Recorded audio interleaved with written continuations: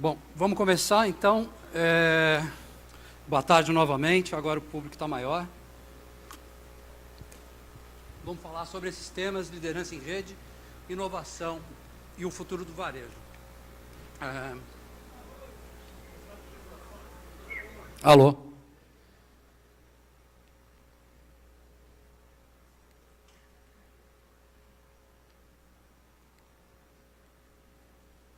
Ok.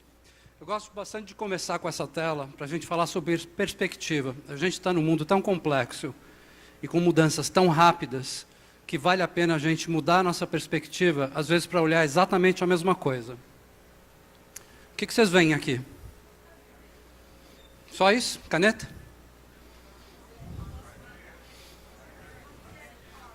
Pode ser também. Mas se a gente olhar sobre outra perspectiva, é um peixe. Muitas coisas são assim, inclusive quando a gente olha as coisas que a gente está fazendo no dia a dia, sobretudo nossas práticas de venda, práticas de gestão na empresa. A gente costuma a ficar automatizado e olhar sempre as coisas da mesma maneira. Se a gente mudar um pouquinho a perspectiva, a gente vê que aquela mesma coisa pode tomar uma nova forma, como tomou a caneta que virou peixe. A gente não se vê mais da mesma forma como a gente se encontrava 20 anos atrás. Ficou muito diferente a nossa vida. Mas não é só os aparelhos que nos rodeiam, não é só a internet das coisas, ou o Big Data, ou a tecnologia de uma forma geral. O que está mudando somos nós. Nós estamos nos transformando como seres humanos também. O que mudou? E novamente a perspectiva. Eu gosto muito dessa tela. São pessoas sentadas em volta de um fogo, geralmente com uma sensação hipnótica, olhando para o fogo, como todos nós conhecemos.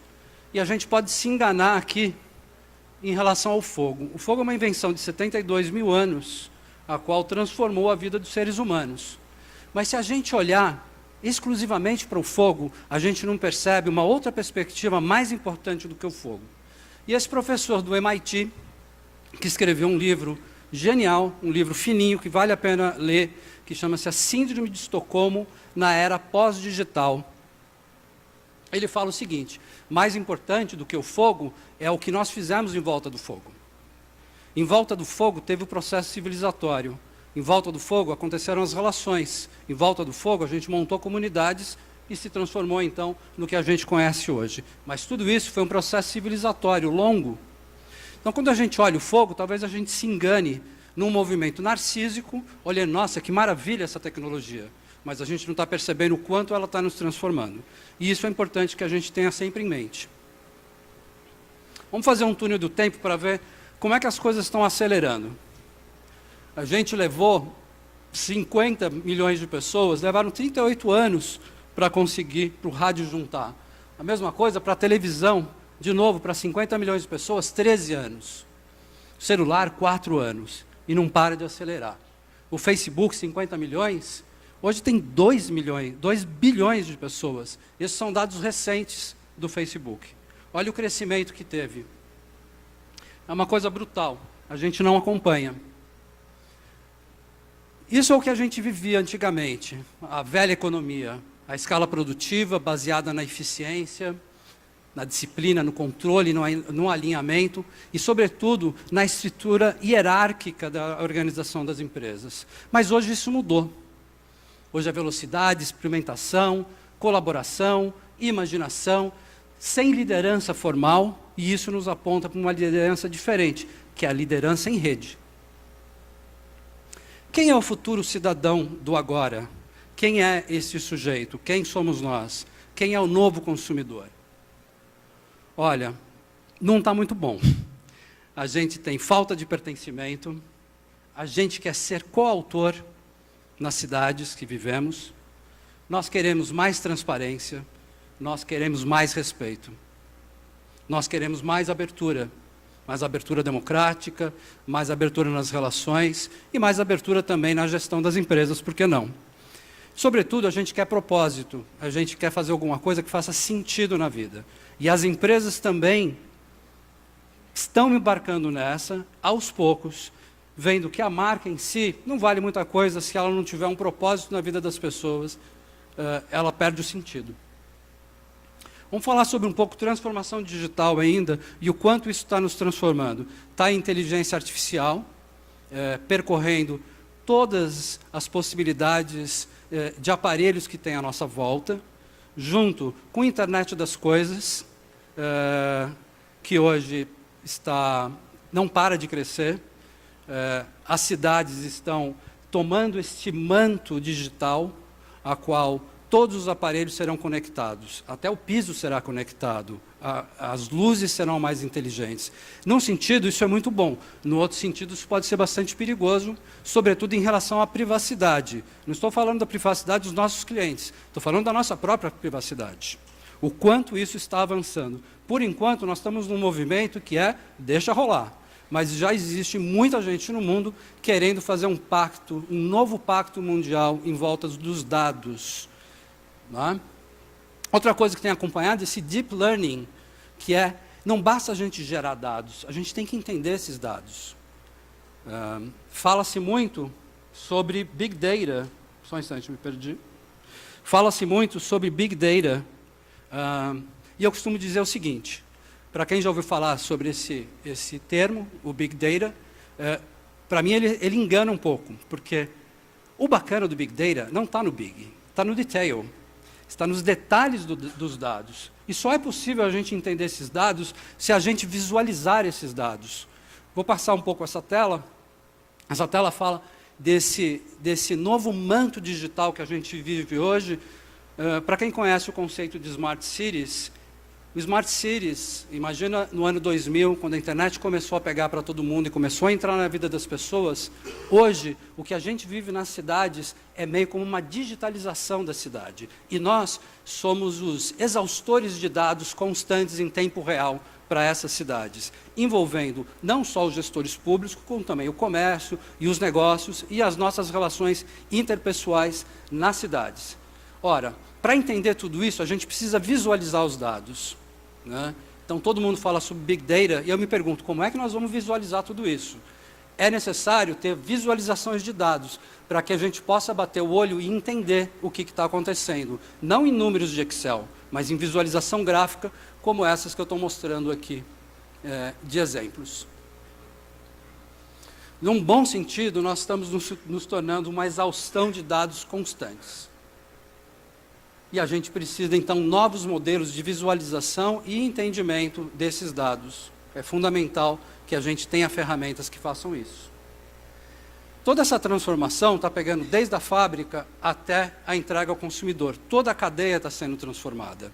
O quanto a gente já consegue acompanhar isso? O quanto é difícil para a gente? Olha só, tudo está se tornando smart, absolutamente tudo. Os carros, a energia, a saúde, a agricultura, a vigilância, né? A casa e também o retail. Eu vi um pouco da Fernanda falando hoje de manhã aqui, acho que ela expôs bastante todas as transformações possíveis e oportunidades que a gente tem no digital para o Smart Retail ou o Smart Varejo. Né? Essas transformações, elas são muito importantes agora, porque elas nos colocam frente a alguma coisa de que todo mundo que entrou e que aproveitou as capacidades digitais inventadas a partir do ano 2000, como transformadoras de empresa. O varejo, a impressão que eu tenho é que ele se aproveitou muito pouco. Ora, mas agora com as transformações digitais, com o IoT, com a internet das coisas, na frente das lojas, medindo quantas pessoas passam, qual é o fluxo, quais são as ondas de calor em frente à loja, você consegue, então, aproveitar da mesma forma que as empresas aproveitaram a transformação digital, da mesma maneira a gente agora, também como varejistas, pode aproveitar também dessas transformações digitais.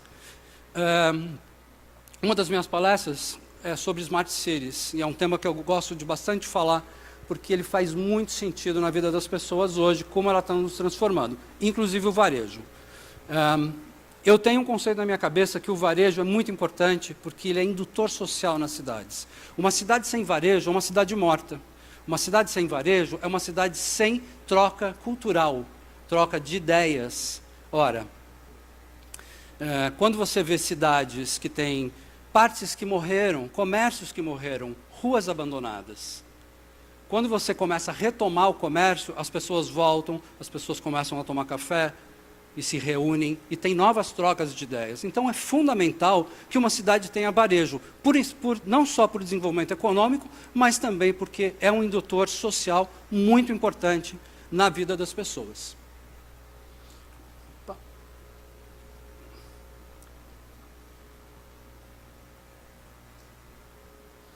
Aqui alguns exemplos, mas a Fernanda já falou hoje de manhã. Né? Esse aqui é um bom exemplo de uma loja online, onde você pode comprar no ponto de ônibus, ou seja, está totalmente integrado ao tecido urbano. Né? Isso que eu acabei de falar, desses smart sensors colocados nas frentes das lojas, inclusive identificando pessoas com celular. Se ele já é seu cliente, você sabe se ele passou na frente da sua loja ou não naquele dia. Você consegue medir o fluxo de pessoas. Portanto, com todas essas transformações, nós também temos que nos transformar de alguma maneira, porque então a gente não vai acompanhar tudo isso. É muita coisa, tem que fazer curso. O que a gente faz? Então é um tempo de mudança. A gente precisa se organizar em rede e sair das estruturas hierárquicas. Quer ver? Não dá mais para a gente ficar sozinho, achando que a gente vai resolver o mundo ou que nós vamos salvar nossas empresas. É necessário envolver o coletivo. O coletivo é mais inteligente do que o individual. As redes. Olha, as redes antigamente elas eram centralizadas. Em boa parte das empresas elas continuam centralizadas. Depois a gente foi para um modelo descentralizado e hoje é um modelo distribuído, esse que funciona. A inteligência coletiva possível de desenvolvimento, ela está neste modelo distribuído. Quer ver outra forma de ver? Eu e eles. Então era o chefe falando, vocês façam isso, façam aquilo, essas são as diretrizes. O outro, nós e eles, um bando de dirigentes querendo impor o outro. E o terceiro modelo é o nós mesmo. É a troca de ideias, é o crescimento orgânico coletivo. Bom, a ideia de gerenciar o conhecimento está ultrapassada. A ordem agora é nutrir o quê? A disseminação da cultura inovadora, a cultura coletiva, as culturas de conhecimento. Valores e cultura distribuída e compartilhada. Metas e projetos transparentes e, sobretudo, fluxo livre de informações e conhecimentos e feedbacks que a gente possa ter. Eu aprendi uma coisa importante. Eu fiquei 2 anos em São Francisco desenvolvendo uma startup. E uma das coisas que mais me chamou a atenção lá era o quanto os americanos eram capazes de trocar ideias livremente, sem medo de esse cara vai me copiar. Sabe por quê? Porque ele sabe que você vai copiar. Todo mundo se copia lá. E essa cópia acaba resultando nisso que a gente vê do Silicon Valley, de tanta inovação. Eles não têm medo de sentar numa mesa, estou fazendo isso, abre a planilha para você. Eu tive experiências reais disso acontecendo. Essa é um tipo de mentalidade que nós brasileiros ainda temos que caminhar e mudar livremente, sem a desconfiança de que o outro vai roubar nossa ideia genial. Olha só, pensa o seguinte, se eu tenho uma ideia genial e todo mundo começa a copiar, o que isso quer dizer? Que a ideia é muito boa. Então é ótimo que nos copiem. Muito bem. Mas para a gente estar em rede, eu estou falando aqui, não parece, mas eu estou falando de confiança. A confiança tem que estar presente. Ela é o ponto fundamental, ela está no centro do sistema descentralizado. Portanto, a gente tem que aprender a confiar. Ou construir ferramentas que nos deem confiança dessa troca de conhecimento. Portanto, a liderança atual, ela tem que ser entendida como um processo contínuo e coletivo, e não individual. Teve um vídeo que passou agora há pouco, da Eureka, de um ser possível que tem uma inteligência e uma criatividade fora do comum. Não é verdade isso. Esse cara que chega numa agência de publicidade, por exemplo, que tem a ideia genial que ele teve agora, ele teve uma série de trocas para poder construir essa ideia coletiva. O mal é que ele fala que é a ideia dele. Muitas vezes a ideia nasceu num café da manhã, trocando com a esposa, com os filhos, ou com amigos, ou alguma coisa que ele leu. Muito bem. Qual a diferença entre uma estrutura e outra? Tem essa que está obsoleta, que é a posição de autoridade, é o individual, é o controle, é o diretivo, o transacional e, sobretudo, o top-down, de cima para baixo. A nova, a liderança em rede, é o contrário, é a habilidade coletiva, né? É facilitador, é o emergente, é de baixo para cima, não é de cima para baixo. E isso muda completamente as nossas relações. Então, resumindo, coletivo, distribuído, colaborativo, de baixo para cima, facilitador e emergente. Essa é a nova onda. Bom, com tudo isso, com toda essa tecnologia que a gente está vendo, com todo o advento de todas as tecnologias que estão mudando nossas vidas, estamos nos tornando seres mais inteligentes? Estamos tornando-nos mais eficientes? Será? O que é esse novo ser que a gente está se transformando? Que mudanças são essas e o que elas estão fazendo com a gente? O que nós estamos nos transformando? Eu quero falar sobre um pouco sobre inteligência coletiva. Existe um centro no MIT, embora seja um tema já é pesquisado há muitos anos, eu comecei a estudar isso com Pierre Levy, que é um teórico francês, que falava já sobre inteligência coletiva, mas numa outra perspectiva. O Thomas Malone, que é o diretor e fundador do Centro de Inteligência Coletiva do MIT, define assim: inteligência coletiva são grupos de indivíduos fazendo coisas que parecem inteligentes. É uma forma de definir. Eu gosto mais do Pierre Levy. Pierre Levy define que a inteligência coletiva é distribuída por toda parte, incessantemente valorizada, coordenada em tempo real, isso é muito importante, que resulta de uma mobilização efetiva de competências. Eu acho ele mais completo no entendimento do que uma inteligência coletiva. Bom, então fica a pergunta: somos mais inteligentes juntos? O Einstein acha que não. Ou ele desconfia que pode ser ruim. Né? Lê um pouquinho. São duas coisas que são infinitas: o universo e a estupidez humana. O universo ele não está sem certeza ainda, nesse momento.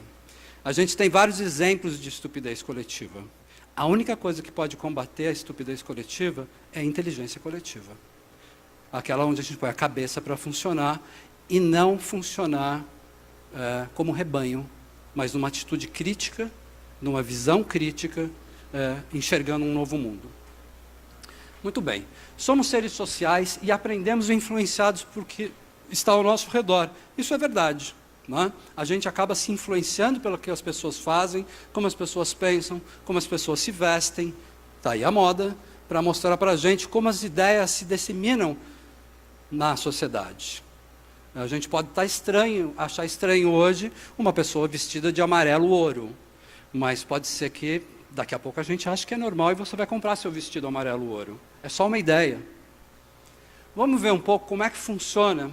O Candy Camera, aquele programa de televisão antigo americano, ele fez um experimento que é muito interessante. Eu vou mostrar aqui, ele está em inglês. The gentleman in the elevator now is a candid star. These folks who are entering, the man with the white shirt, the lady with the trench coat, and subsequently one other member of our staff will face the rear. And you'll see how this man in the trench coat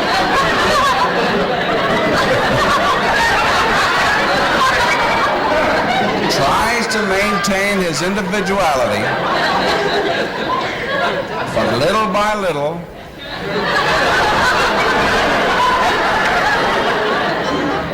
he looks at his watch, but he's really making an excuse for turning just a little bit more to the wall.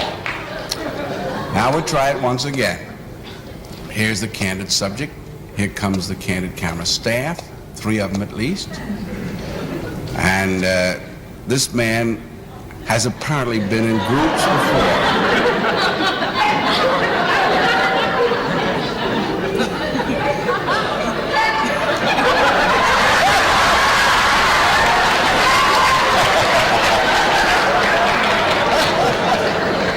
Now, here's a fella with his hat on in the elevator. First he makes a full turn to the rear and Charlie closes the door. A moment later, we'll open the door, everybody's changed positions, Now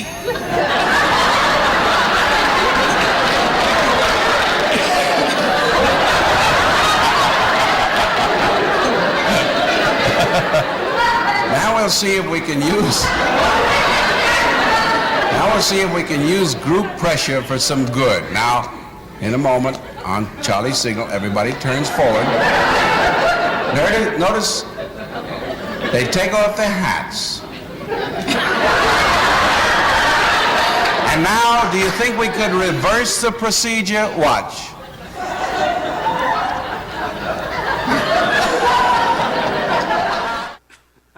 E é isso. Isso dá para ver como somos seres sociais e aprendemos. A gente tem muito mais conformidades sociais do que as leis dos homens para conseguir conviver. Basta ir para São Paulo e ver como as pessoas batem até que pouco, né? Todo mundo se ajuda de uma certa maneira e se conforma socialmente. E esse é um bom exemplo. Então, os comportamentos sociais, eles são contagiosos, eles se espalham. Mas as ideias também se espalham, né?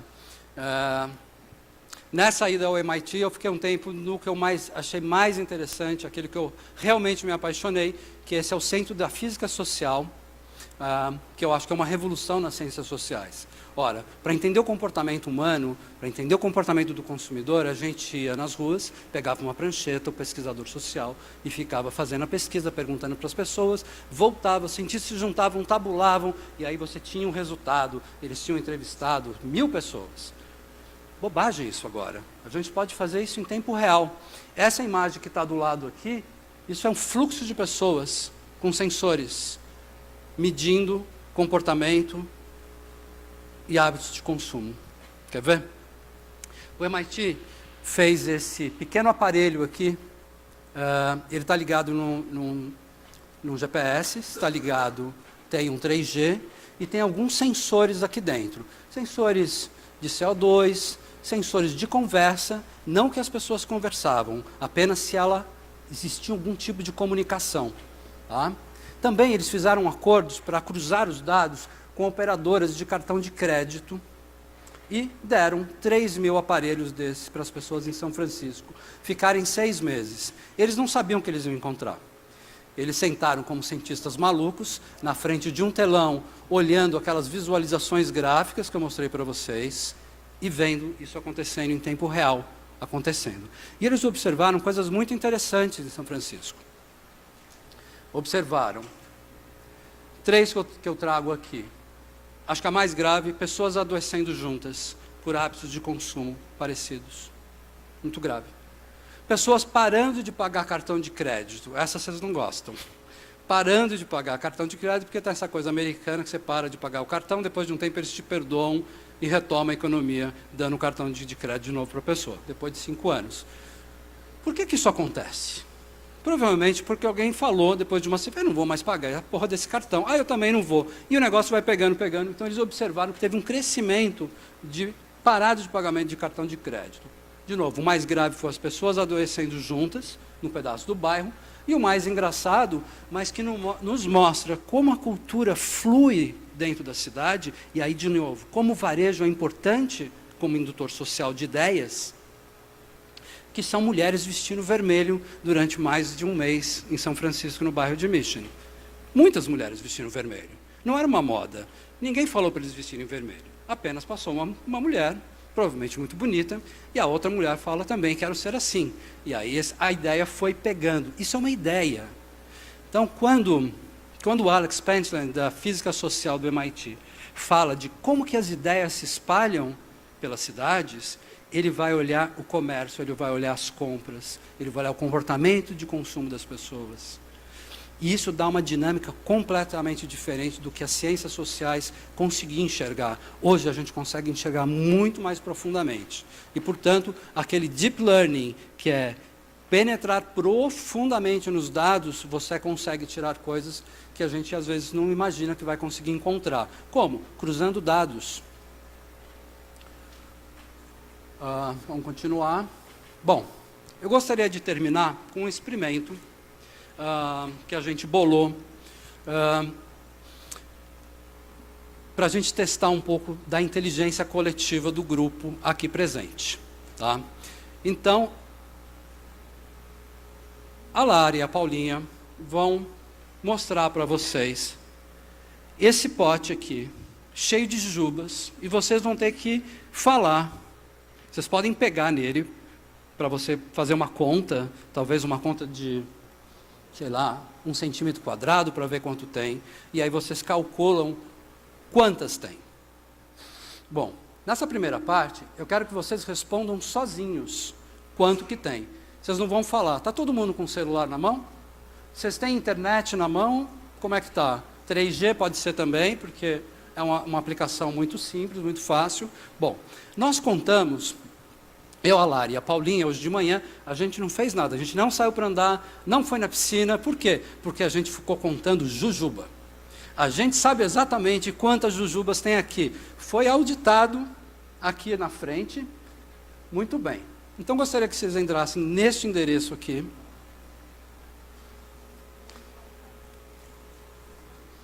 Eu vou esperar um pouquinho. Se todo mundo tiver dificuldade, a gente está pedindo nome e e-mail e entrar. Paulinha, você podia ajudar? Paula.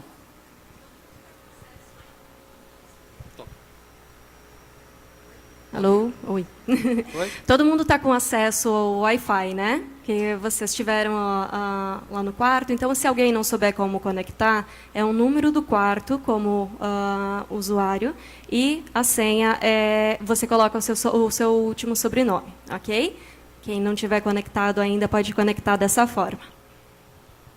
Bom, entrou nessa pagininha aqui, por favor, entre e espere um minuto para eu falar para vocês imputarem um número da qual vocês acham que tem.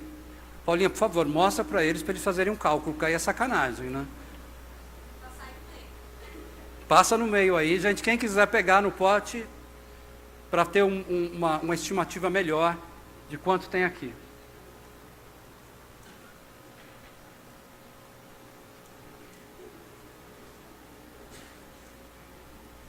Guarde o número que vocês acham que tem.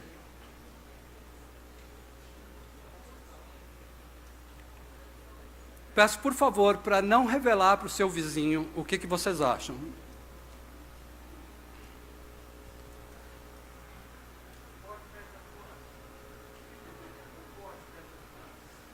Não pesei. Essa era uma boa ideia. Essa era uma boa ideia. Você vem de balinha. Não vem de jujuba.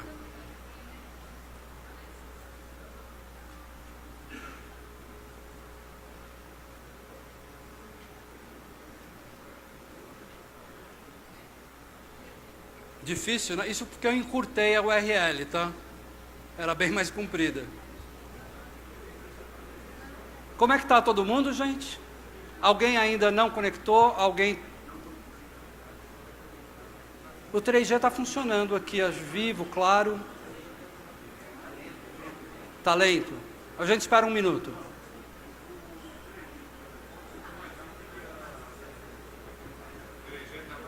Quem conseguiu entrar na tela, levanta a mão, por gentileza, e não escreve ainda. Ok? Só um instantinho, tá? Vamos esperar a turma também participar. Alguém precisa de ajuda? Todo mundo tranquilo? Se alguém precisar de ajuda, levanta a mão que eu vou até vocês e auxilio, ok?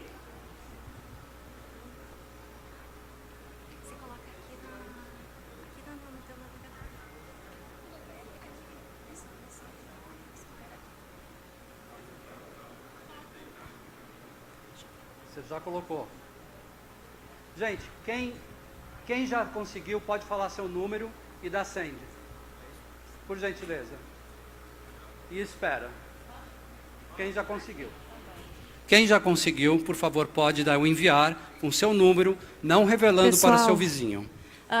O que é maiúsculo precisa ser maiúsculo, ok?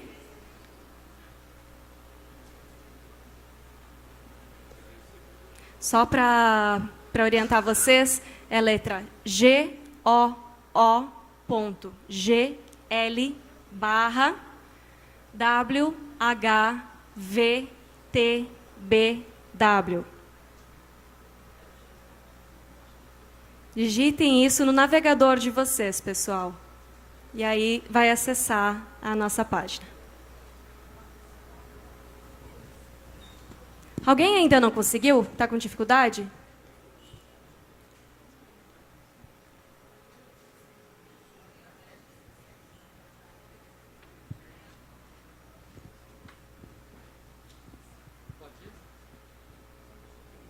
Fechamos, gente, essa primeira fase. Espera aí um pouquinho.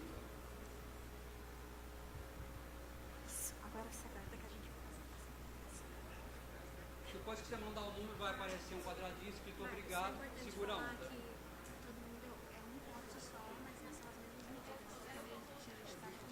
Não. Os dois potes têm exatamente o mesmo número de jujubas. É exatamente igual. Tá? Ok. Não é a soma, tá bom, gente? Não é a soma dos dois potes. É somente o que tem o conteúdo de um pote. Ok? Ok. Paulinha, agora a segunda. Todo mundo já fez a votação, pessoal, da primeira opção? Ok? Vocês vão ver, então, ali no site que vocês entraram, que tem um menuzinho em cima na esquerda, que são 3 listrinhas. Se vocês clicarem ali, vocês vão encontrar no menu uma coisa chamada coletivo. Eu peço para vocês clicarem lá.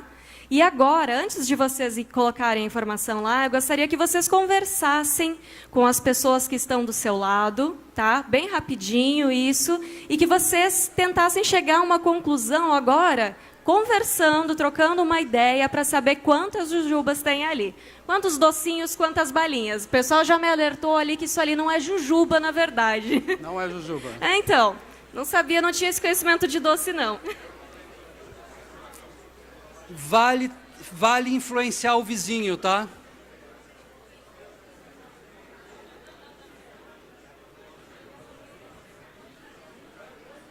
Tá ótimo, Paulo. Ótimo.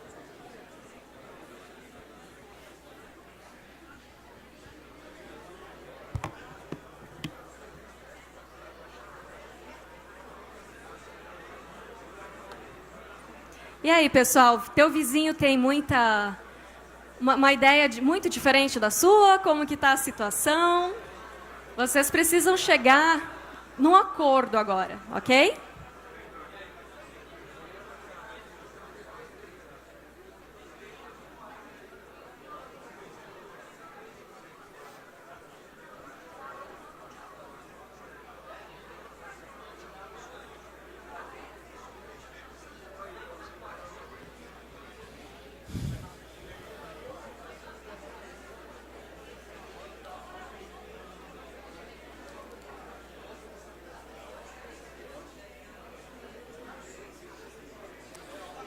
Geralmente não é fácil de acertar esse número, sobretudo individualmente.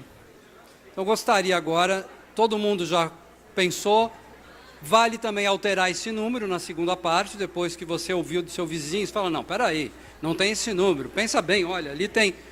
Se todo mundo fez isso, bacana. Então agora coloca o número que depois que teve essa troca de ideias, se mudou seu número, está valendo, e dá send novamente. Quando tiver todo mundo pronto, por favor, levante a mão para que a gente possa continuar o experimento. Isso, pessoal, é lá naquela parte que eu ensinei vocês chegarem ali no menu, que é o coletivo, ok? Tudo certo?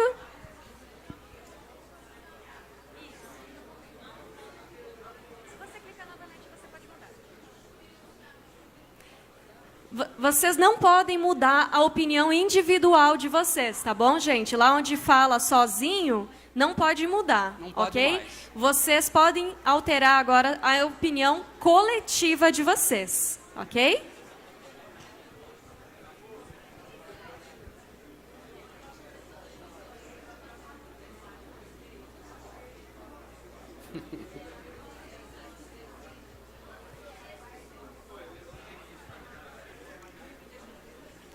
Eu vou fazer uma pergunta para vocês, pessoal. Como foi o antes e o depois de vocês conversarem com o vizinho de vocês? Quem percebeu muita diferença, mais de 100 jujubas de diferença na conversa com o vizinho? Legal, legal. E quem percebeu uma diferença, uma semelhança muita semelhança no número que vocês sugeriram? Legal, legal, gente. Teve muito mais diferença, mais de 100, do que semelhança pelas mãos que eu vi levantadas. Falta alguém? Falta alguém ainda dar o seu número? Fechou? Ok. Então... Oh, caralho, hein?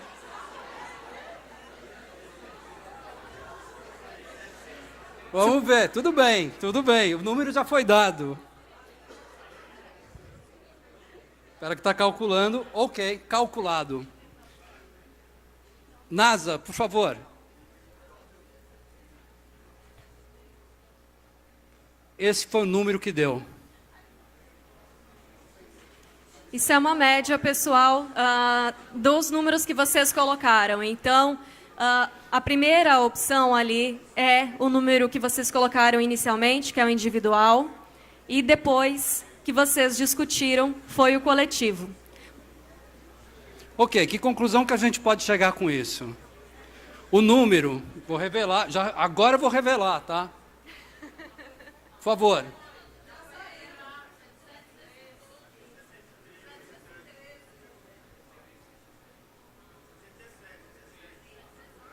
R$713 jujubas. Ora, se a gente olhar o número, o coletivo, depois da troca de ideias, foi mais assertivo do que o coletivo individual, vamos dizer assim. O que isso nos mostra? Isso nos mostra que quanto mais a gente troca ideia, mais inteligente a gente fica. Então, quando você for tomar uma ação, pergunte para o seu vizinho, troque ideia com aquele que você acha que é o seu competidor. Talvez ele te ajude a ter ideias melhores e você ajude ele. Quer ver? Vou dar um exemplo rápido. Perto da minha casa tem um cara que montou uma quitanda tipo antiga, de madeirinha, muito linda. Esse cara vende muitas coisas bacanas, sempre horta fresca, mas ele percebeu que toda quinta-feira à noite, agora no inverno em São Paulo, ele fazia uma sopa e as pessoas iam buscar sopa. E o cara perguntava, pô, mas você não tem um vinho aqui? Pô, não tenho. Você não vai comprar? Não, não vou comprar, não é meu barato vender vinho e tal. Ele deu uma volta na rua, na mesma rua, mais pra frente, tem um cara que vende vinho. Ele falou, cara, você não quer montar um quiosque de vinho dentro da minha quitanda? E assim eles funcionam. Toda quinta-feira o cara transfere alguns vinhos para lá, tem uma participação ali, um acerto deles, e aí são duas pessoas se ajudando no comércio, no varejo, na mesma rua, com coisas diferentes, mas um ajudando o outro. Isso é bacana, isso é colaboração, isso é trabalhar no coletivo. Muito obrigado pela atenção e espero que vocês tenham gostado.